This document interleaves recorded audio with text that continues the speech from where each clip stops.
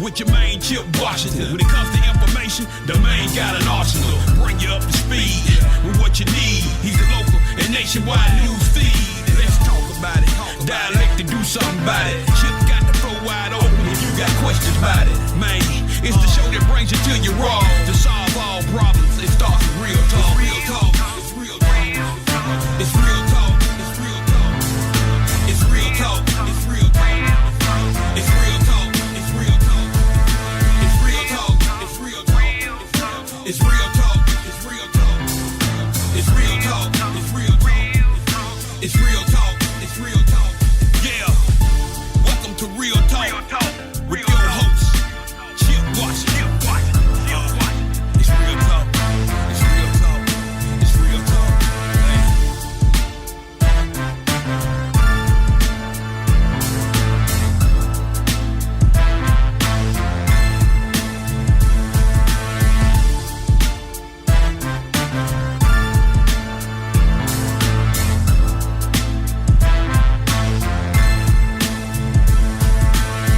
And here we go on this Monday. It is the second day of May, 2022, 6 o'clock straight up. Real Talk Memphis is on the air. Very happy to have you with us on this day that has been, I thought it was supposed to rain today. They kept saying it was going to. It's kind of blustery and a little windy, but it's very warm out there, and the temperature is probably in the low 80s. But we're happy to be here. We're happy to have you here with us. We think we have a great show for you tonight, and we are excited to present it to you. Speaking of good things, want to say a special thank you from us here at Real Talk Memphis to all of you out there, the WYXR listening audience. Last week was Pledge Week, and they met their goal 100%. And so congratulations and kudos out to Shelby and JB and Kate and Robbie for a job well done. And also our fellow WYXR radio personalities. It's a lot of fun, kind of trying to talk to folks and getting to know new folks and the whole 9 yards. So anyway, congratulations to the station, and congratulations to you all out there for helping us to continue to move forward as we try to do. Few things to talk about at the outset, but of course the main thing is, how do you get this fine piece of radio broadcasting? Well, you can do it in a number of ways. We are live right now on 91.7 on your FM dial. That will be WYXR. You can also catch us on the WYXR app live. We can catch us on TuneIn, the TuneIn app live. Just put WYXR in the search. We are on Facebook Live, and we will be on YouTube. And as we are a podcast, you can catch us tomorrow once they post a show, wherever you get your podcast, from one coast to the other coast and even far beyond that. How about that, huh? A lot of ways to get this Real Talk Memphis show. So the Grizzlies won the first round against the Minnesota Timberwolves, which I said that would happen last week. And they played their first game in the second round yesterday. They lost a very close game by 1 point. But, as I always say, it doesn't matter if you win or you lose. If it's by 1 or 101, a win is a win and a loss is a loss. So they have to regroup, and get themselves together to play tomorrow night, which leads me into my guest list for tonight's show. My first guest in just a few minutes is Michael Wallace. And Michael is lead writer, reporter, an NBA reporter for a long time. Now he's with Grind City Media, which is all things the Memphis Grizzlies. And he's going to join me in just a few minutes to talk about the Grizzlies' ascension into the upper echelon of basketball teams, and where he sees this second round playoff situation going. So we'll talk to him in just a few minutes. We'll talk to DeAndre Brown is going to join me tonight. DeAndre is he's the founder and director of Lifeline to Success. It is a second chance organization, which basically says you should not be defined by your past. You should be defined by what happens now and what happens next. He'll talk about that. He's also the newly named executive director of the Office of Reentry for Shelby County. And a little bit later on in the second half hour, we are going to talk to a young man who, I don't know if it's a record or not, but he's pretty smart. Xzorion Harris is his name. He is a Whitehaven High School senior who I like to call the $8 million man. Why do I call him that? Well, he received over $8 million in scholarship offers from schools all over this country. And that's a pretty big feat. And we're going to talk to him about that and where he has decided to go to college and just, kind of the responsibility of being a young man, African-American male, who has far exceeded any expectations, except for maybe his mother. And I had to say that. And I'll talk a little bit more about that in a few minutes. Y'all remind me to make a comment about his sweet mother. I talked to her this morning, and she wanted to make sure I was legit before her boy came on this radio show. But before we do any of that, we are going to delve into what we like to call the birthday. This is the part of the show where we come to you and we say, we want to celebrate you and we want to give you a big shout out as to your special day. But we can't do that unless two things happen. One, I need to find the birthdays. And second, I have to say, hit it, Lola. Happy birthday! All right, let me get down here and try to find these birthdays. Okay, so I'm going to admit something that very rarely happens to me. I have to do news and notes because, I have a lot to talk about and I tend to forget things. But I forgot it today and it had my birthdays on it. But fear not. Happy birthdays going out to Phyllis Brown Gaithright. She is a member of the same church I go to, Full View Missionary Baptist Church. So happy birthday to you, Phyllis. Happy birthday to Katrina Hill on this day. Dwayne Hunt celebrating a birthday today. So is Shonice Renee. Lamont Harris is celebrating his birthday. And a family birthday to mention, Craig Johnson. He's hanging out just outside of Dallas, Texas. Today is Cousin Craig's birthday. Happy birthday, sir. Melissa Perry is celebrating her birthday as well. And Rhonda Janae is celebrating. Sherelle Harris Johnson, happy birthday to you. And happy birthday to Chris Brown. Yesterday was Wanda Howard's birthday, by the way. So happy birthday to each and every one. Congratulations for making another trip around the sun. And we hope to be here next year to celebrate another full trip around the sun. And by the way, before we end this first Monday in May, happy birthday to all the May babies out there this month. More on that as time moves along. Thank you, Lola. So we got all the birthdays in, and now it's time to get into some news and notes. Very sad death happened over the weekend. Naomi Judd, who's the mother of the world famous singing group, the Judds. She died Saturday at the age of 76. It was a mental illness, according to her daughters. They were inducted into the Country Music Hall of Fame last night. The ceremony was last night. Obviously, with what happened on Saturday, there was a question as to whether they were going to show up, and both the sisters, Winona and Ashley, the actress, both came last night to accept the award and, of course, to pay tribute to their mother.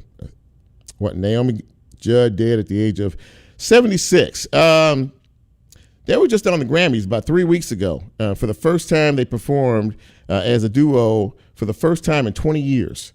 And they were about to go on tour later on this year. So, God has other plans, but, may her memory always be a blessing. So, you remember we all talked about how disgusted we were a couple of months back with the family dollar situation that went on in Arkansas, the distribution, the warehouse. All those lovely rodents that we saw crawling all over everything in that place. Well, they have been formally sued by the Attorney General of the state of Arkansas. Obviously folks were in distress. A lot of the stores were closed. They had to find other means to try to find what they needed to do. And that's, so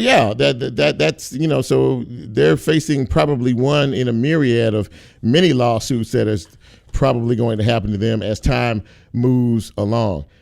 Ladies and gentlemen, tomorrow is May 3rd, and it is Election Day in Shelby County, in the city in Shelby County. So if you didn't get a chance to go out and exercise your right in the early voting, you can do so tomorrow. Tomorrow is Election Day. It's primary Election Day.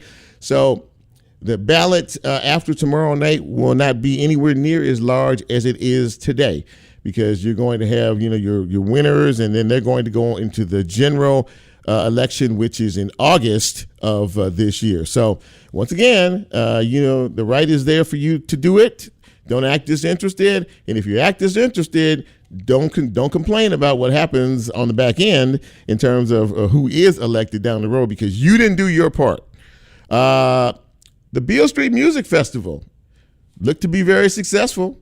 Didn't hear any issues except for, what's his name, Lil Wayne? Who didn't show up? Lil Wayne. Lil Wayne didn't show up. He was supposed to perform last night. He said he had some mechanical issues with his plane. But nonetheless, I'm to understand that it was a very, very good festival. First time in 2 years. Wasn't too bad in terms of how they sort of set it up, the busing in and the logistics and everything. So congratulations to all the folks who work on the Memphis in May situation. Now they're going to get ready in another couple of weeks for the World Championship Barbecue Cooking Contest. So they are now to tear down all the stages and retrofit the park over there, Liberty Park, as they get ready to do some barbecue here pretty soon. Congratulations to State Representative Barbara Cooper. Why? State Representative Barbara Cooper has now gotten the distinction of being the oldest state representative in Tennessee history at a spry 92 years young. She just turned 92. And by the way, speaking of elections, she is on the ballot again. So in August, she still feels like she's got some work to do. So congratulations to State Representative Barbara Cooper, who is recognized by the State House as being the oldest state representative in the history of the state. I'll touch on this subject because I know you don't like it. COVID numbers are starting to rise again. We're starting to see some metrics now where it's not a rocket ship type rise, but the numbers are starting to rise, and I know that everyone has tried to forget about it. Dr. Fauci made a statement last week, basically almost saying that COVID as we know it is over. Well, he had to walk that back real fast. There are states in this country who are seeing higher rates. New York City is starting to see some rates to where now you're starting to see a moderate number of people getting this new BA2 variant that is going around.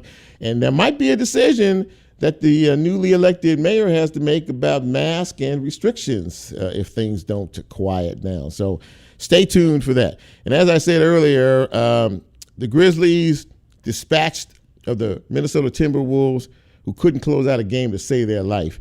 Now they're playing the Golden State Warriors, 3-time NBA champions. It was a great game yesterday. The crowd was lit, on fire. Everybody was up and ready to go. Who got the ball at the end of the game? John Morant. And but this time it didn't turn out to be the storybook ending that everyone wanted. He drove in the lane, tried to hit a layup, got blocked by a couple of folks, and the Grizz lost by 1. Game 2 is tomorrow night here at the Grind House. I know it'll be packed and be full, national television.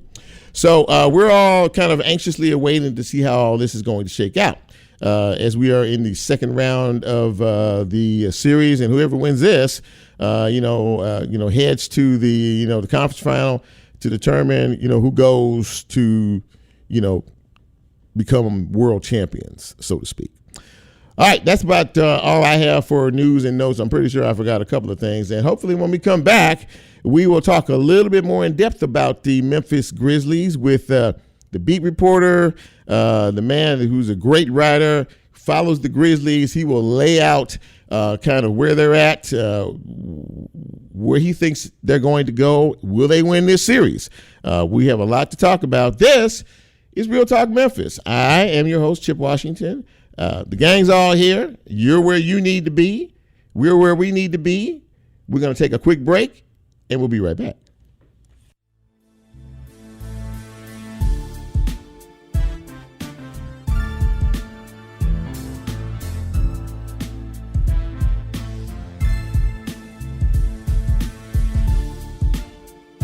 If you like Real Talk, here's a way you can get involved. Do you have a show topic idea or suggestion? Want to be considered a guest or have a guest idea? Then send Chip a message on his Real Talk show page and you can be a part of the Real Talk experience. So as he always says, go out and tell somebody. We'll be right back.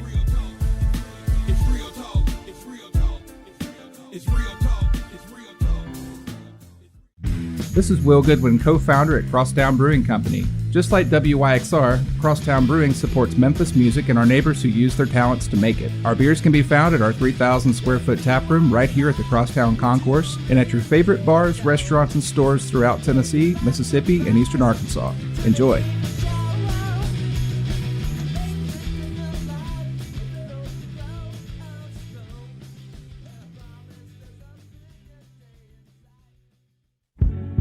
Music meets you wherever you are. A great record finds you, and the trick it pulls off is that it records you. The music always remembers who you were when it first hit you, and for the rest of your natural-born life, wherever you go, music can take you back to whoever you were. At Loaded for Bear, the way we approach art and brand design is to find our clients wherever they really are, meet them there, and create lasting work that captures who they are. Just like y'all, we're from Memphis, and we're listeners. Loaded for Bear is proud to ride for WYXR and community radio anywhere.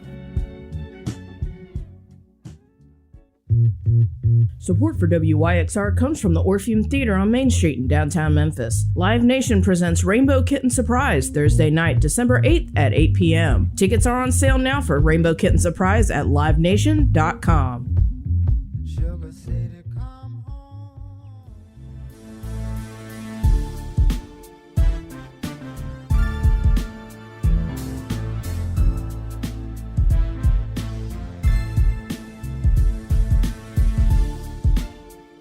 Get Real Talk on the TuneIn mobile app under WYXR, and he's now streaming live on Facebook. And you can also catch a rebroadcast on YouTube. Just put WYXR in the search box and hit subscribe.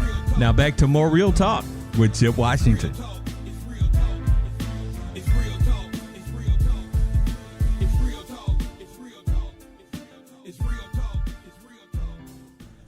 And welcome back to Real Talk Memphis on this Monday, live and local. Very happy to have you with us. I'm your humble host, Chip Washington. And, you know, everyone in the city is talking about these Memphis Grizzlies. And, boy, I'm telling you, they have made Memphis proud and put us on the map. Little fella named John Morant in particular. But that whole team is doing very, very well. Second round of the NBA playoffs is underway. They had a tough game yesterday against the Golden State Warriors. They play again. They lost that one, but they play again tomorrow night. Here to break it all down and talk about all of this is Michael Wallace. Michael Wallace is a longtime NBA reporter, and he does some really good work for Grind City Media here in Memphis, Tennessee, which is all about the Grizzlies all the time. And Mike, thank you so much for coming back on Real Talk, man. It's good to see you again. Hey, it's been far too long, man. Thanks a lot for having me back. It's a great time of the year to be back. So much going on right now. We're in the middle of a fantastic series against, a three-time NBA champion, and I'm just looking forward to seeing how this plays out. Absolutely that. So we'll talk a little bit about that. Last time you were on the show, I know you probably don't remember, but it was October of last year, and I think they were just getting cranked up and just getting started. And, you know, we talked a little bit about kind of your impressions of what you saw in training camp and how you thought this team was going to perform. Needless to say, quite well. Number 2 in the West, here where they are right now. And I'm telling you right now, these boys can play some ball and are not intimidated. But in your eyes, because you see them all the time, what has impressed you most about this Grizzlies team? Just the fact that they're so resilient. You know what I mean? To be the second youngest team in the league, and then post the second best record in the NBA this year. Those two things normally don't align. And when you talk about, the youth and the experience level, you mentioned it. These guys are fearless, but they also put the work in. They're just not brash and cocky. They're going out there working their tails off every day to get better. I mean, you look at the roster up and down. So many different guys had career years in one category or another. Jaren Jackson Jr. played 78, 79 games, the most he's played in his 4 years in the league. John Morant elevated to NBA Most Improved Player. Desmond Bane proved to be, although he was picked 30th overall 2 years ago, this is a young man that will be in the top 10 if that draft was redrafted today. Yeah. And the list just goes on and on and on. Steven Adams comes in, sets the rebounding record for the Grizzlies, offensive rebounding. And then, tying the franchise record for most victories in the season at 56. So many things went well for this young team, and they developed so quickly. That's what's impressed me the most. They, and I think, what really tickles me is when I watch some of your colleagues on the national scene, talking about them, from the NBA TV to TNT, Barkley and the Boys, and, the ESPN. I mean, talking about just how good this team is. And Ja, he seems to say it best to me. He said, "We're dogs, man." He said, "We're dogs. We come here and we're not afraid of anybody, and we feel like we can play with anybody." And the Timberwolves series really showed, I think, everybody a new definition of the word resilience. Because when you can be down by 26 points, a couple of times in one game and come back and win, that says a whole lot, does it not? It does. It says a whole lot about your ability to not allow adversity to overwhelm you. It shows a lot about your ability to close. Now, Chip, you talk about that game against Minnesota and how the Grizzlies came back. I mean, that series, the Grizzlies led all teams in the playoffs in fourth quarter scoring, averaging almost 32 points a game in the fourth quarter of that first round series.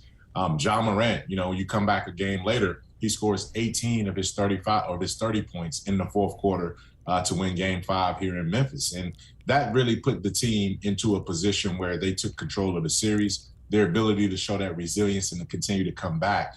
Again, they're too young and naive to be intimidated. And they just don't feel like there's any hole that they can't climb out of. Now, having said that, they don't want to keep testing that theory right, and going against a team like the Golden State Warriors that have championship medal with them as well. Yeah, I heard someone talk about the coach Taylor Jenkins, and how he just seems very unflappable. This guy seems to set the template for this team. He really does. I mean, he's very directed. He's very focused. I mean, when you see him talking to his guys, he doesn't get exercise. It's like they know what he wants. And they know how to go out and execute the game plan better than almost anyone that I've ever seen. But I got to tell you something, Mike. As much as I love watching John Morant, like everyone else, he scares me. Boy, that guy is not afraid to go in under the tall timber, but he hits the ground an awful lot.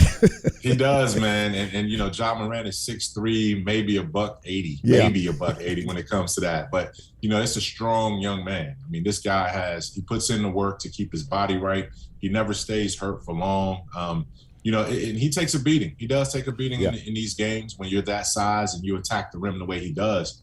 But then when he comes out of it, he led the NBA in paint points. You normally don't see point guards do that. That's usually, historically, you go back, as far as I go back watching this game, that's usually the Patrick Ewings and the King Olajuwons. Exactly. And guys like that, Charles Barkley's dominating the paint. But John Morant did it because he can get to the basket at will against anyone. So a lot of his finishes are layups and dunks. And when you do that, you draw contact and you hit the ground. But fortunately, he gets up as many, just about every time he goes down, he gets back up with a little something else another chip on the shoulder. In case you're just joining us, we are speaking with Michael Wallace from Grind City Media, and we are talking about your Memphis Grizzlies, or all of our Memphis Grizzlies, actually, and how well they are doing in the NBA playoffs.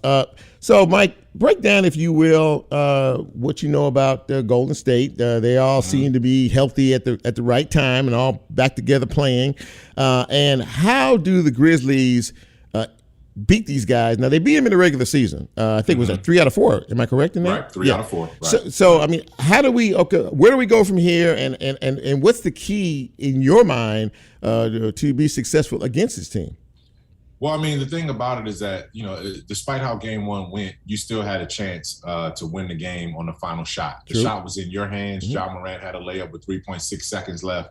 And you take that every single game if you can get it, especially at home.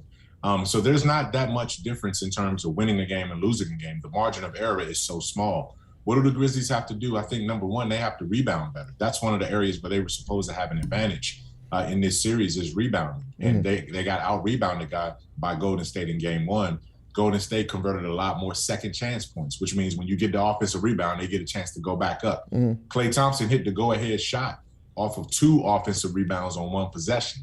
So the Grizzlies have to be able to secure rebounds and limit Golden State to just 1 shot per possession. That will help.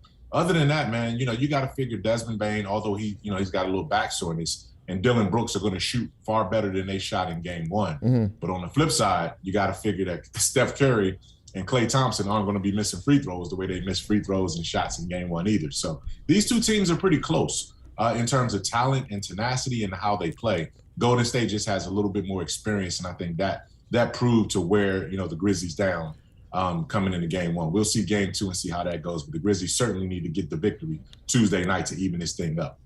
Draymond Green fouled out of that game, was ejected from the game early. I think he probably fouled out, thrown out. Thrown out. That's true. Yeah, thrown out. And of course, he'll probably be on his best behavior and play off 48 tomorrow night. How big a factor is him playing a complete game going to be in terms of what the Grizzlies need to do? He's the one that organizes Golden State. Yes, Klay Thompson is their shooter. Steph Curry is their best player, their MVP, and get everything done for them. But Draymond Green is the one player that organizes everything. And he's sort of the heart and the brains of that team. That's what they say. Basically, he's a point power forward. Every time that he catches the ball, he can do so many things. Outside of everybody else scores. He's the one that's getting the rebound, getting the assist, setting the tone. And he's such a smart defender. There's no question that this guy is made a name for himself as a future Hall of Famer for sure. So with him being available, that's another one. Game one, you kind of let get away with you. They didn't have Draymond Green, and Klay Thompson didn't have a great shooting night. Right. And Golden State was still able to win. So if those things if there's a market correction in both of those areas, the Grizzlies will certainly have their hands full. But again, this is a team that, I've seen them bounce back against tougher odds all season long. They'll have a chance to do it. But Draymond Green is certainly the engine that keeps that team calibrated for what they are. And they're one of the greatest teams in NBA history. Not panicking is a big part of it, especially when you're down, or especially when you're getting into very, very little time on the clock. I heard Steph mention yesterday, there's a championship DNA that goes along with this, but again, I'll say it again. The Grizzlies are absolutely fearless when it comes to it. They can see 3 seconds left on the clock, 2 seconds, and they feel like they have a legitimate chance to win if they are that close. When's the last time you saw a team with this type of, attitude? Yeah, just that clutch gene. They're a team, they remind me of the reason why they stand out is because they're doing this at such a young age. They're very young as a team. Yeah. San Antonio used to be that way, where they were always fearless in the clutch. They just executed. You knew that they were going to get a great play run by Coach Greg Popovich, and they were going to put people in position to make plays. You saw a lot of that, obviously with the Lakers, and when it came down to Kobe and those guys. And historically, you have teams that have been able to do that time and time again throughout history. But to see a young team like the Grizzlies be that fearless in the closing stretches of games is remarkable. Desmond Bane is not afraid of any moment. Dylan Brooks will take a shot and a defensive assignment at any moment. And obviously, Ja Morant, we've seen him do it time and time again, where he's willing to take the last shot and also willing to accept the consequences that come with missing the last shot. Yeah. So that's the key right there. Are you willing to accept the consequences that come when the ball doesn't go through the hoop? And if you can do that, then you definitely know what you can expect when it does go. Michael Wallace from Grind City Media talking Grizzlies basketball. Mike, before I go, I have to say this. I don't know who's more entertaining, Ja Morant or his father. But yeah, T. Morant certainly knows. He knows where the cameras are, man. He's enjoying this moment following his son.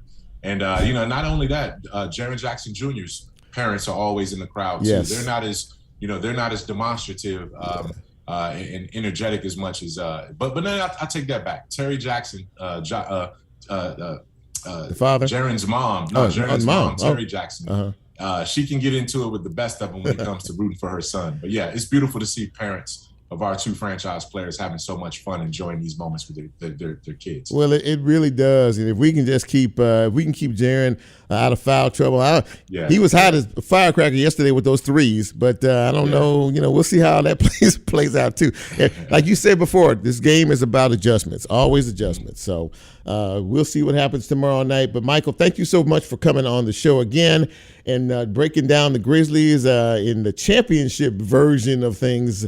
It's always good to see you. Grind City Media is a very, very, very good just kind of an overall site for all things Memphis Grizzlies, and you all do an absolutely fantastic job. So best of luck to you, and best of luck to the Grizzlies for the remainder of the series, and I hope you come see me again down the road.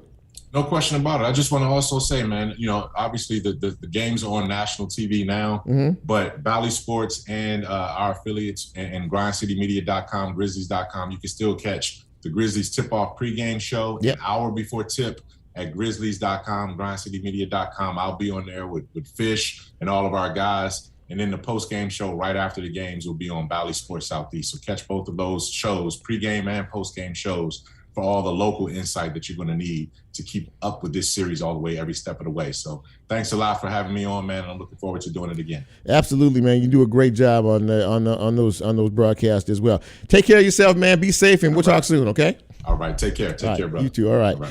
Michael Wallace, ladies and gentlemen, from the Memphis Grizzlies, Grind City Media. And, you can catch him pregame and postgame if you want the real deal as to what goes on, with our team. A lot of times, when you get to this level, you are in the national view. The national folks take over, but the local folks are still doing their thing as well on Bally Sports. So you support the home team and you support the home broadcast team as well. Thank you, Michael Wallace, for joining me tonight. We're going to take another break, and when we come back, we're going to shift gears, and we're going to talk about second chances and what they mean, how important they are with a man who can speak to it extraordinarily well. This is Real Talk Memphis. I'm Chip. We'll be right back.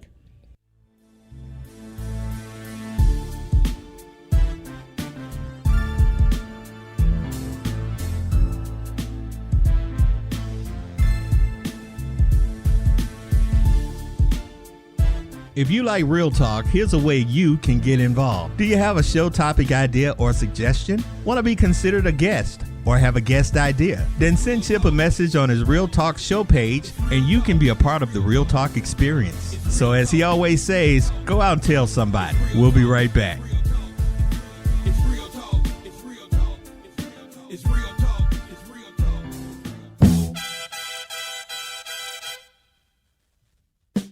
Support for WYXR, including our 2022 stereo sessions, comes from Duncan Williams Asset Management. They specialize in financial management for individual investors, businesses, nonprofits, and foundations. More information at dwassetmgmt.com.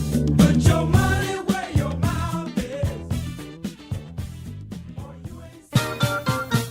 Support for WYXR, including our 2022 stereo sessions, comes from Archer Malmo, a Memphis-based marketing, digital, PR, and branding agency. Archer Malmo believes the greatest asset of any creative entity is its people, and proudly supports WYXR for lifting up Memphis voices for the world to hear. More at archermalmo.com.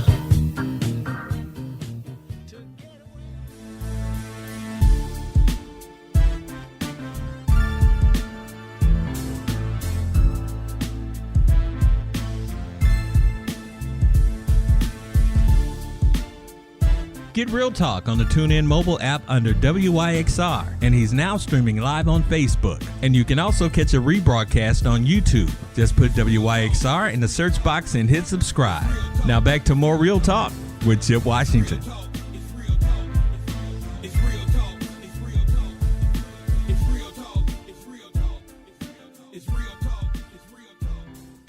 And welcome back to Real Talk Memphis on this Monday evening, the first Monday in May 2022.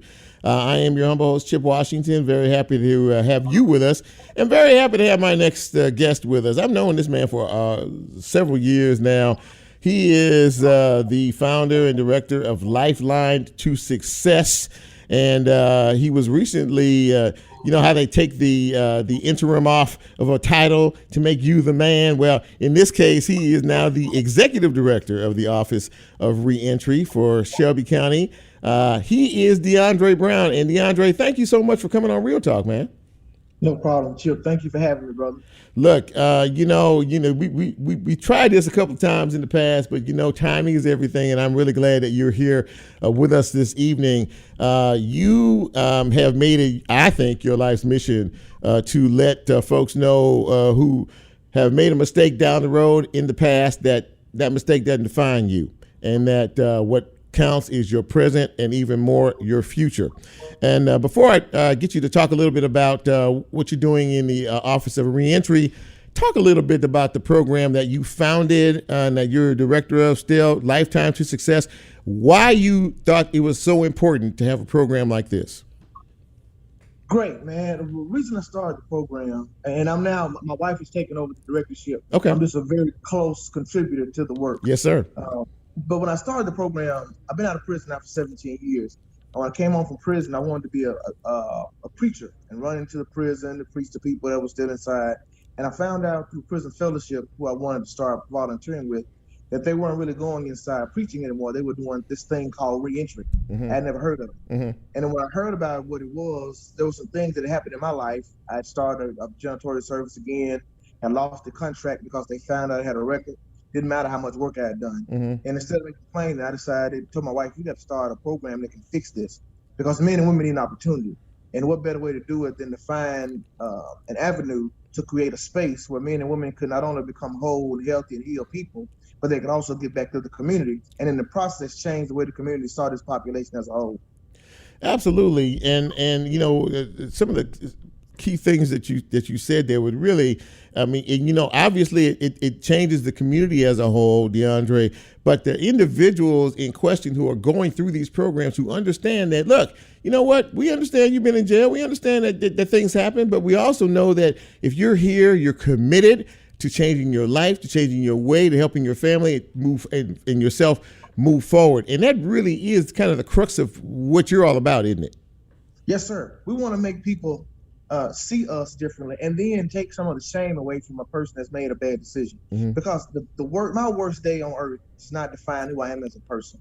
It's just it was my worst time, my worst day, some of the bad decisions. But if I decide I want to change my life, there should be space for me to be able to regain some of the things that I've lost, and in some instances become a better human being because I've learned from the bad decisions that I've made. Mm-hmm. And one of the things we want to do is to give the men and women the power to no longer be ashamed, be able to admit that they've made some bad decisions, but then allow the world to see them in a different light, and then compare the two people that they considered in their minds. This person that made the bad decision based against the person now that's doing the right thing, and then determine if this person has done enough to then be re-entering and be regained and reclaimed, if you will, as a asset to the neighborhood. I think what you do, and ladies and gentlemen, if you're just joining us, we are speaking with DeAndre Brown. He is the executive director of the Office of Reentry for Shelby County.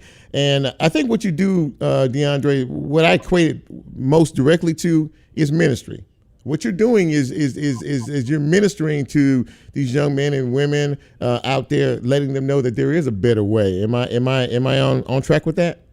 You're correct. One of the things my wife and I decided when we started is, while we are Christians, we didn't believe it was fair to try to convert people that didn't want to be converted. Mm-hmm. But everybody needed an opportunity. So we decided to just let our light, the faith that we have, be seen and born out through our behavior, mm-hmm. as opposed to quoting scripture. And I believe if you live your life the right way in front of people, they'll then ask you the question. And once the question is asked, what must I do? You're able to then enter into a different conversation, where relationships don't have to change. So let's talk a little bit about your role as the executive director of the Office of Reentry. And it may sound simple to a lot of folks, but explain to people, what that office is about, what it does, and your focus. This was a godsend. Starting Lifeline, it was difficult to try to do a lot of things we were doing because we were always in need of funding. But moving to the Office of Reentry, one of the things that we haven't really had an issue with is funding. We have government funding from the Shelby County government. We also had some infusion of cash, if you will, from the federal government by way of grants. And it allows us to now see people and meet them where they are, but it gives the men and women that work on our team the ability to see people as human as well. While we are a government agency, we're doing a lot of social work now. We're shifting the way this office is viewed and the way the office views itself, because people don't want to come into a government office and get government service. They need to develop relationships with people that see them as human, so they can then do what's necessary to regain their lives, but have the assistance needed to bridge the gaps where there may be gaps in their lives. And that's what the Office of Reentry is able to do. We can bridge those gaps, meet the needs, have services provided not only through our agency, but through the partnerships of nonprofits in the community. So basically, you have a much larger stage, a much larger bully pulpit to really be able to make this program what the title says that it should be, a legitimate way to re-enter society, to reclaim yourself and to move forward, and hopefully, in that process, be a role model for others, down the road who may not know about the program, but who may want to find out more. It sounds like you're developing quite a pipeline. This is what it sounds like to me. Indeed, instead of this pipeline to prison, we're building a pipeline to prosperity. And I tell my staff all the time, I want them to never forget one thing. We are the government.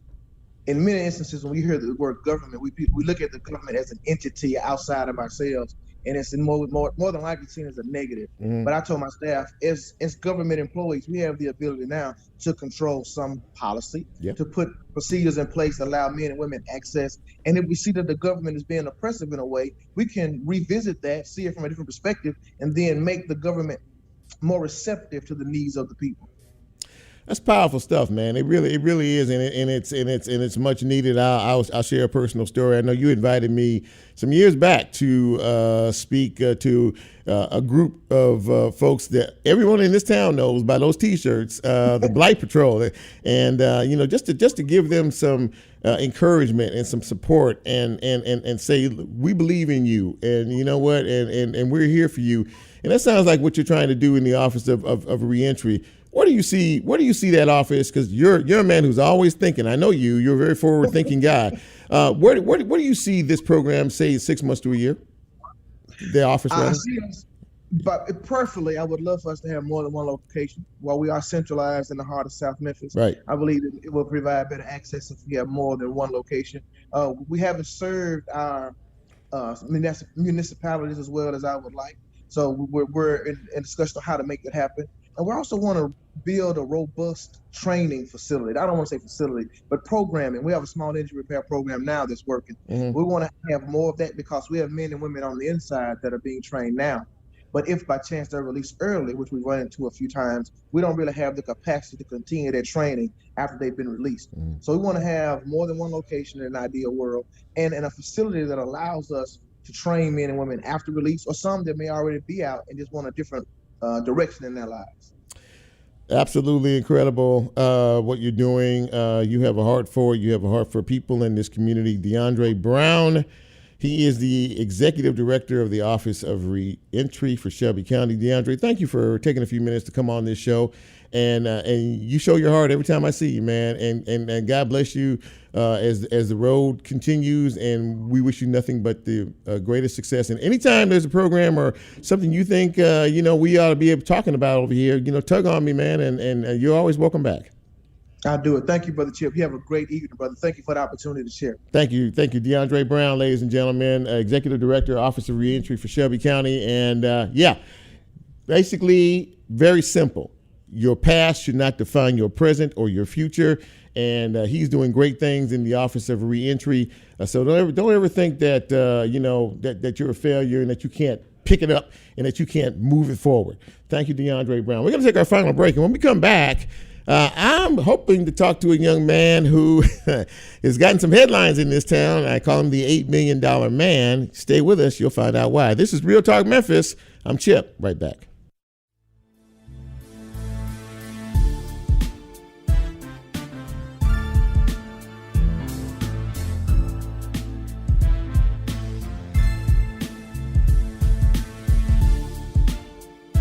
If you like Real Talk, here's a way you can get involved. Do you have a show topic idea or suggestion? Want to be considered a guest? or have a guest idea? Then send Chip a message on his Real Talk show page and you can be a part of the Real Talk experience. So as he always says, go out and tell somebody. We'll be right back. It's real talk. It's real talk. It's real talk. It's real talk. This is Will Goodwin, co-founder at Crosstown Brewing Company. Just like WYXR, Crosstown Brewing supports Memphis music and our neighbors who use their talents to make it. Our beers can be found at our 3,000 square foot tap room right here at the Crosstown Concourse and at your favorite bars, restaurants, and stores throughout Tennessee, Mississippi, and eastern Arkansas. Enjoy.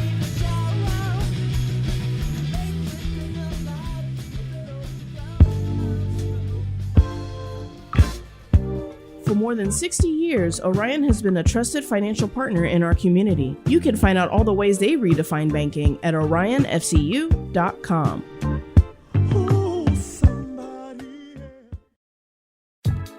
Memphis Listening Lab proudly supports WYXR. They provide a curated collection of music and music history, a forum for music-related talks and performances, and a music education, appreciation, and experimentation space located in Crosstown Concourse. The lab is open Tuesday through Saturdays from 11 a.m. to 5 p.m. You can find out more information on their Instagram page at Memphis Listening Lab or on their website at memphislisteninglab.org.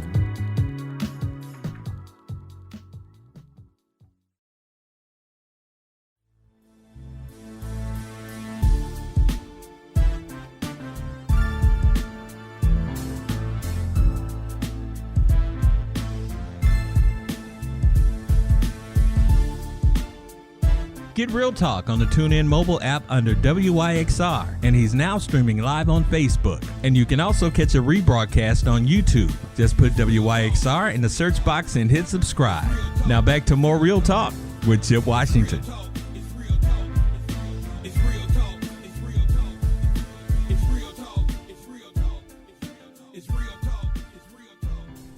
And welcome back to Real Talk Memphis on this Monday evening. I want to say hi to a few folks on Facebook Live. Carlos Rogers Sr. Is checking us out tonight. John Best, that's my boy over there at 88.5. What's going on, John? Good to see you. Audrey Hill is on tonight. Richard Copley is checking us out. Mikhail Jones. And I have to give him a shout out and a big ups because he helped me to get the young man we're going to be talking to in just a minute. Also, my son David is watching us as well. And if you're out there and you're checking us out on social media, you're listening to us, you know I truly appreciate it. Okay, so I need to set this up just a little bit here. I'm always looking for good, interesting stories to talk about.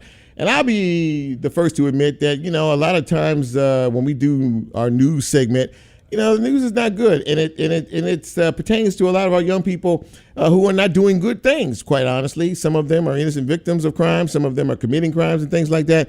So it is always refreshing to be able to talk about a positive, good news story and someone I think is a role model. Many of you probably saw the story about a young man who received over $8 million in scholarship offers from all over this country. He is a Whitehaven High School senior. His name is Xzorion Harris. And Xzorion, thank you for coming on Real Talk Memphis. It's good to see you. Good to have you. Yes, sir. And congratulations, by the way, on the $8 million award. Now, I told him during the commercial break that he's going to have to talk, okay? Now, I'm going to give you – now, I got to tell you something, man. Your mom called me this morning. I was getting ready for my day, and all of a sudden I see this number on the phone. I wasn't going to answer it. I said, well, hello? And she said, is this Chip Washington? I was like, yes. And she told me she was your mom, and she wanted to make sure that, you know, this was a real deal, this interview tonight, and that you were going to be on the show. She was checking things out. She was doing what moms do, protecting her children. And I really, but you tell your mom, what's your mom's first name? Yolanda.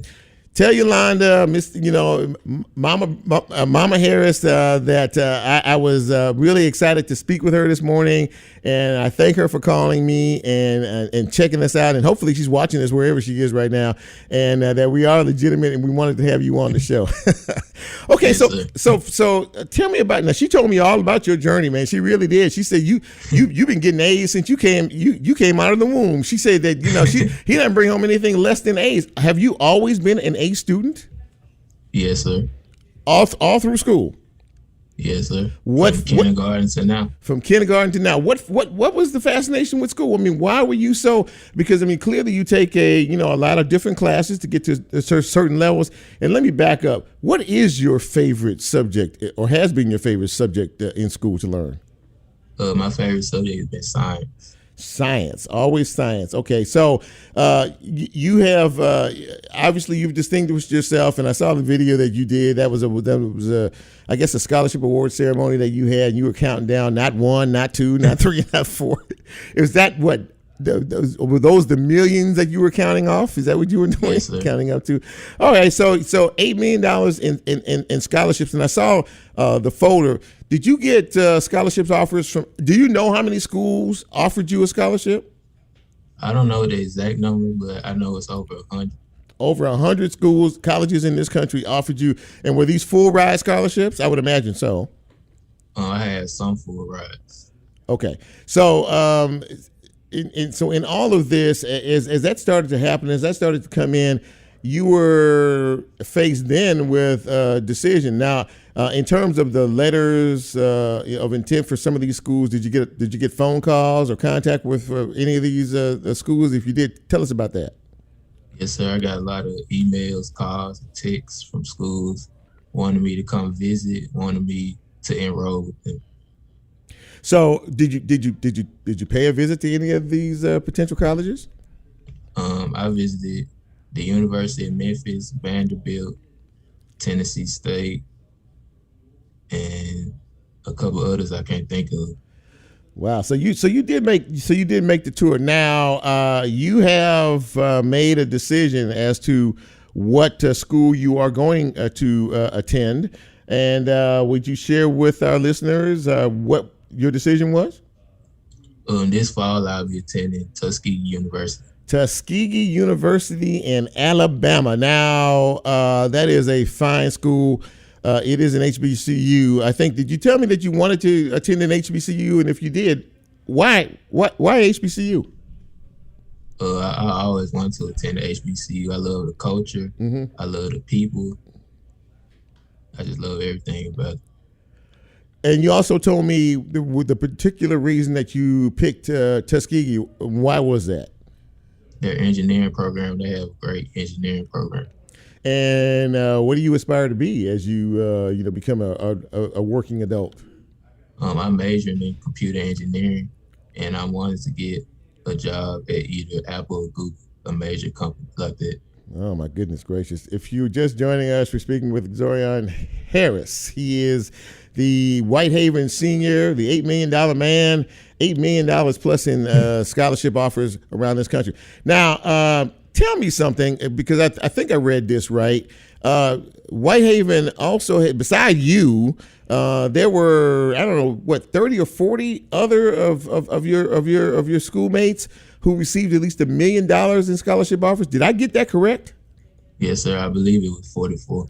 44 with at least $1 million in scholarships. Yes, sir. That's an absolutely incredible statistic. And so, and having said all that, what is there about Whitehaven High School? What is there about the school that reached such scholars? Because I mean, one is just exceptional, but I mean, when you have 44 who receive scholarship offers in $1 million range from schools all across the country, what does this say about the school and their emphasis on education? We have a very motivating community. We have teachers, counselors, staff, all wanting to push us to be great and to give us a lot of options as to where we're going, to apply to as many schools as we can, just to get a lot of opportunities. So, do you have any brothers and sisters? No, not on my mom's side, but on my dad's side, I have a sister. Okay, so but even that aside, now you do understand now that because of this feat I mean this clear blessing that you have received, people are going to look at you now as a role model, someone to look up to. My God, I mean to say that and maybe some students that are going to follow you, through Whitehaven High School and graduate one day. What is the message that you want to send? Because you're sending a big one to folks that are coming up behind you in terms of what they can do. One message I like to tell them is to never give up, to keep going, keep aspiring to be the best you can be. Don't give up. Whatever you do the most that you can do. Were there ever times, it doesn't sound like it, but were there ever times that you may have felt like that, man, this is, I don't know if I don't want to continue this. Did you ever have a doubting moment in your academic career? Yes, sir. Sometimes I had to do projects and I'm up late at night writing essays and I'm like, I don't want to do this. But at the end of the day, it all paid off, didn't it? Yes, sir. Well, listen, man, from all of us here, at Real Talk Memphis and from the community, who is like weighing in all over Facebook Live, congratulating you for what you have done in your great achievement and for your amazing mother. She is so proud of you.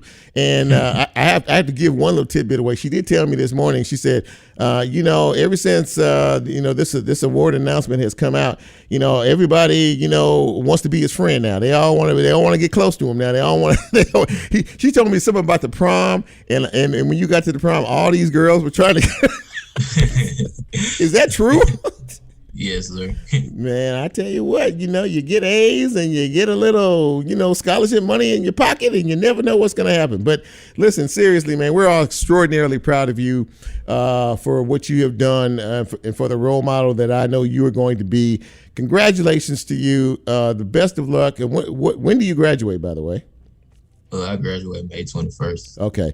And I was invited to your I think there's going to be a little event at your house that day. I'm not sure, but and if there is, I was invited. I just want you to know that. So, if I show up, don't be at all surprised. Okay. Okay. All right. Well, listen, man. Thank you so much, Xzorion Harris from Whitehaven High School. A man who has achieved great things, and we know this won't be the last time we hear from you. Best of luck to you in the future, man. Thanks for coming on the show. I really appreciate you, okay? Yes, sir. No problem. All right, take care of yourself. Okay. Well, I got to tell you, ladies and gentlemen, that is a way to wrap up a show. I have been looking forward to talking to him since I first heard about this great scholarship award a week or so ago. And again, thanks to Mikhail Jones and whoever else out there, hit the family up and say, hey, these guys trying to find you on Real Talk Memphis. And so, yeah, really, really nice young man and an example to follow. Kudos and congratulations to all the folks at Whitehaven High School for your accomplishments and your achievements. And by the way, kudos and congratulations to the class of 2022 at all of the high schools in the city, in the county, and wherever you are. You worked hard for 3-4 years, or however long high school is these days. And now you're about ready to get that diploma, and now the work really begins, okay? So as Lola plays us out, that was fun. I enjoyed having that conversation with him. As with all my guests, thanks to Michael Wallace from Grind City Media, talking Grizzlies and talking about their playoff run. Also, thanks to DeAndre Brown, the Executive Director of the Office of Reentry, Shelby County. And, of course, Xzorion Harris from Whitehaven High School. These are the type of stories that you want to do and you want to hear about more and more. So if you find out about somebody doing something good out there, bring it to me because I'm interested. For Lola, for Nicole, from everybody here at Real Talk Memphis, I'm Chip. I'm out. You have a great week. It's real talk. It's real talk. It's real